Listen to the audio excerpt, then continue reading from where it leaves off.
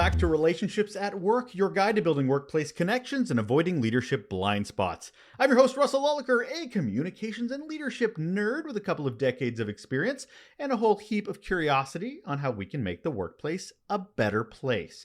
If you're a leader trying to understand and improve your impact on work culture and the employee experience, you're in the right place. A place we're in, episode 199. Like that's the budget for sound effects. That's all I got. But what I'm saying is that this is a close to big milestone for the show. I'm excited. I will shut up because I have a lot planned for next week that I'm hoping will blow you away. Oh, I know it'll blow you away. It's amazing. The amount of guests I have coming back and adding a little bit of value for you, I can't tell you. I can, but I won't because that's what surprises are for. Instead, we're going to stick to this mini episode, which is a quick and valuable bit of information that we share every Thursday, usually under about 10 minutes. It's all to prep you for the week ahead. They're all inspired by our Raw Note newsletter, which of course you can subscribe to, and I encourage you to do so at any time. Just go to relationshipsatworkshow.com. But this one, it's an interesting one. Avoiding arrogant assumptions. This is like a check-in episode. This is one of those where we have to reflect. The show's called Relationships at Work, and the number one relationship we all need to have as leaders is the one we have with ourselves. So this topic really, it hit home, not only in the way that I lead and certainly have to reassess and self-assess, but also how others lead and may need to have a little bit higher self-awareness. So hopefully this helps. No one wants to be a bad leader or model bad leadership behavior. Nobody does. But even those of us who most would say do a pretty good job can fall into our biases and comfort levels. It's just the nature of being human. One common example of this is making assumptions and the arrogance that is communicated by it. Right now I'm reading Jacqueline Novogratz's book, Manifesto for a Moral Revolution, Practices to Build a Better World. Really do recommend the book, by the way. And in one of the chapters, she advocates for leaders to have a moral imagination over arrogant assumptions. Now, I'm going to talk about moral imagination in an upcoming episode, but for now, it's understanding that this is the I know better approach versus a curious one. And this week, I'll get into how this arrogance assumption shows up and some things I want you to consider in your own actions and in your own way of speaking and how you show up in those meetings and how you handle those one-on-ones or those town halls or however you show up virtually, in person, and so on and so forth. We probably don't even realize we're being arrogant when we're making assumptions. We probably don't. I get it. I'm probably done it quite a bit over my own career. But they can show up in so many different ways that impacts our teams and our relationships and with other business areas, with other colleagues, other organizations. So I'm going to go through sort of this checklist, think of it like kicking the tires and just reassessing. Rotating the tires might be a better way of doing it, or it'll inspire you to. I'm not a mechanical person. I don't know why I'm using car metaphors. Needless to say, I want you to think about this. I want you to close your eyes. Hopefully you're in a place where you can close your eyes.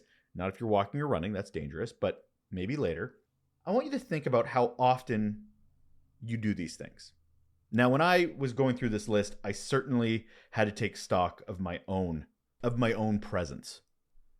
How often have we, you and I, without meaning to, nobody's pointing fingers here, found ourselves assuming that our ideas, our methods are the best, and we just dismiss suggestions from colleagues, team members, anybody else without any consideration?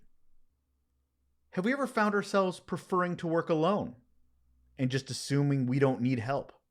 So we avoid collaboration, we avoid teamwork because we got this. We can do this on our own. Have you ever found yourself believing your way is always right and dismissing constructive feedback from peers or supervisors? Oh, that can't possibly be true. That's not what I believe. Making important decisions unilaterally, assuming you know what is best without maybe even consulting those affected by those decisions? How often have we dominated conversations in meetings, assuming what we have to say is the most important thing? How often have we assumed that tasks are simpler or less time-consuming than they actually are, and then we just give these unrealistic deadlines and expectations? Oh, it's got to be easy. How do you know? You've never done that work before. You have no experience doing it, and yet we assume. How often have we believed that we have nothing left to learn? So we avoid training, we avoid professional development opportunities. How often have we acted on incomplete information and just assumed that we understand all aspects of a situation or a problem without seeking any clarification or follow-up? How often have we assumed that existing methods or practices are always the best and resisting new approaches or innovations? And last, how often have we, without meaning to, found ourselves assuming we have priority over shared resources, such as budgets, equipment, team members' times, without considering the needs or impacts to others? Any of these feel like something we've done? Could have done? I'll be honest, there's one or two or a few that I can certainly own. I felt my expertise and experience were valuable and impactful, and that might have gotten in the way of being a better leader in some situations. It's all about thinking that what works for us is more important than what works for all or others. It's ignoring impact. It's ignoring consideration. It just diminishes diversity. It diminishes innovation and connection without realizing it. There is something so valuable in someone bringing up an idea that we had never even thought of or considered. But displaying this kind of arrogance, it doesn't allow for that to happen because we're demonstrating that we know better. How psychologically safe is that? People are just going to feel like they're going to be steamrolled, so why would they offer? Why would they propose any new ideas? It doesn't matter anyway. It's important to understand that our intention might be misaligned with our impact, no matter how great our intention is.